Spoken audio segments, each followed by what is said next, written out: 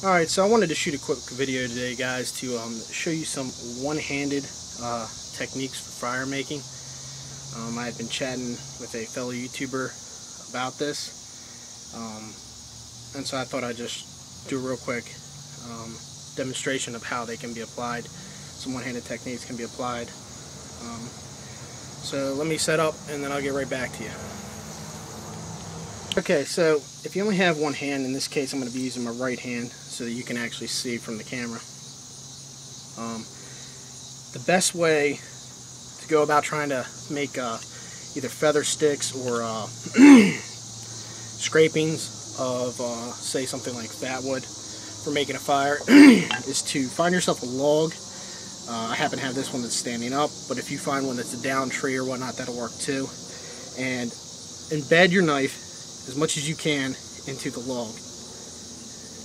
And then this is essentially going to be working as your other hand. It's going to hold the knife as you draw the wood back across the blade, since you don't have the luxury of a second hand. So pretty much all you do is stick it in there. You want to work as close as you can to this bottom edge, because that is going to be less likely to pull the knife out of the wood. If you work up here, it'll have a tendency to rock back and forth, and then that's no good. So all you do is put it in like so, and then just start drawing it back across it. And as you can see, it takes a little bit of finesse. You still want to do the same technique you would use whenever you have the knife out, which is essentially rolling back and forth. And you can see I got a little high on that, so it actually pulled back on the knife a little bit. You got to fool with your angles a little bit, but it takes a little bit of doing. Not too hard though. And I'm getting a little high again. You see the knife pull back. But anyhow, there's some curls just that I produced real quick. This is real dry oak from a oak pallet that I just had lying around, so I thought I'd use. So really dry oak, carves them up real easy. And you saw how easy that was real quick to do that.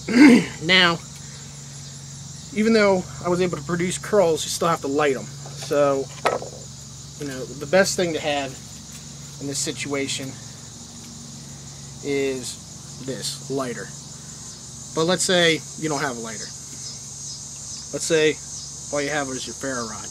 Now you can use the same technique once you make the curls to then anchor your knife to then strike off the knife. Now if you had a square spine, say this was like a moor and your spine was square, being up here doesn't really do you any good, having the spine squared up here, because if you're working up here, obviously you're going to be trying to shower down sparks and it's not going to probably work that well. So what you're going to want to do, let me rotate this a little bit rather than re-stab the knife, is say I had a nice pile of feather sticks and whatnot there, you're going to have to strike off the edge. It's less than ideal, but if you're in a situation where you only have one hand to make a fire, you're already, you know, up shit creek without a paddle. So the last thing you need to worry about is your edge. But seeing as I'm not in that situation, I'm not going to mess up the edge on this strider, because it is a bear to sharpen. So let's get this out of the way.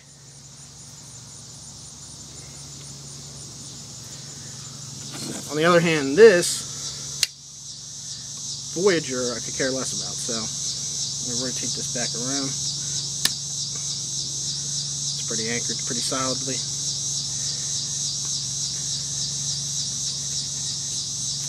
And rather than doing this, I'm going to actually grab some fat wood. And we're going to see if I can get some fat wood to light.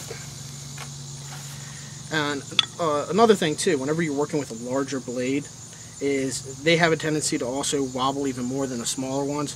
So again, you want to stay down at the bottom.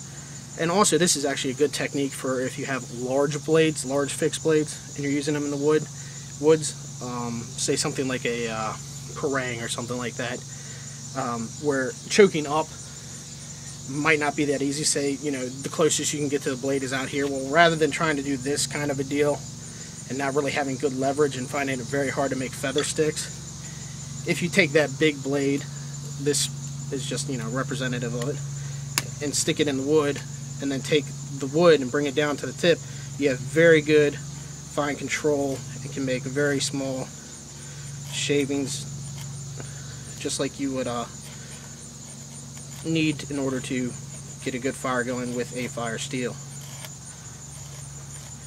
So, I mean, this is pretty much it in terms of using the stick it in a stump method or stick it in a lying down log method.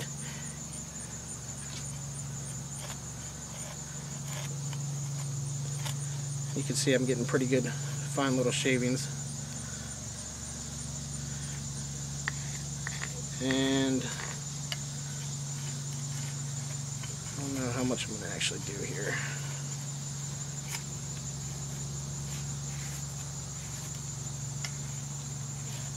So it'd actually be easier if I had a down log on its side because it'd be less likely to move. As you can see, my my stump here is, or not a stump, but my piece of round here is moving quite a bit on me.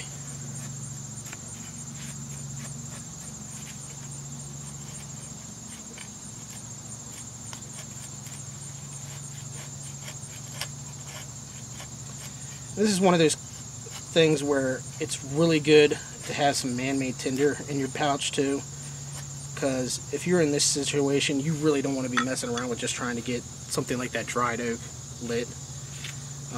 It's kind of temperamental as is, with even with, you know, having two hands. So only having one hand would be even worse. Let's see if I can just get this lit real quick. I might not be able to.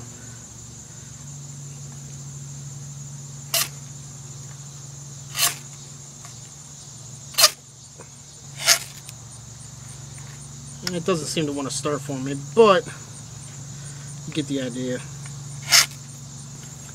Alright, so another technique you can use if you don't have a log and or stump to work off of, and you're kneeling on the forest floor or wherever you are, is you can actually take the knife and go ahead and, say this was the ground, go ahead and stick it in the back of your leg there, kind of like that. I hope you can see. And then bring up your piece of wood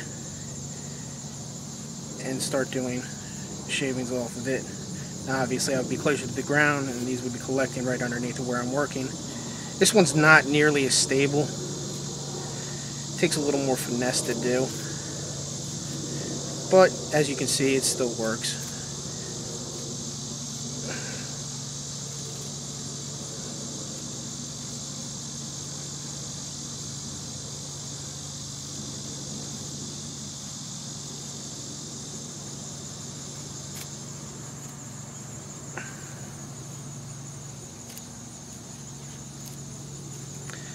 So there's some curls from that. And then again, once you get it underneath of you, you can set the curls directly underneath of this, and then just grab your fire steel and rain sparks directly on top of them. So that's another way you can work with just one hand in the woods to make your fire. Alright, so that's just some quick ways you can make a fire or start a fire one-handed in the woods. And also how to use a fire steel if that's your only means of fire starting. Again, like I said, a lighter or matches or something like that would be a lot more ideal than a fire steel, but if you do only have a fire steel, it is still doable. So if you could, hit that like button, share it, and subscribe, and thanks for watching. Oh, I also wanted to add that the YouTuber that I was talking with whenever I brought this up, or we brought this up in conversation, was Survival on Purpose. Brian over there, he does a lot of good videos. He does a lot of budget-minded product reviews, and also he does skills videos and stuff like that. So I believe he's going to be doing a video coming up on one-handed techniques for fire starting. You can see somebody else do it and actually go through the paces probably. And then also I believe he's going to do a video on big knife techniques. So if you want to go over and check out his page, I'll have a link in the description. Puts out quite a few videos. He actually just finished a marathon, 31 days straight of videos, and he actually threw a couple extras in, so he had like 34 videos up in like a 31-day period or something like that. So good channel to check out. He's up and coming, and the more subscribers he has, the more it helps him out and keep producing. So like I said, I'll have a link. Go check him out, subscribe. That's it. Thanks for watching.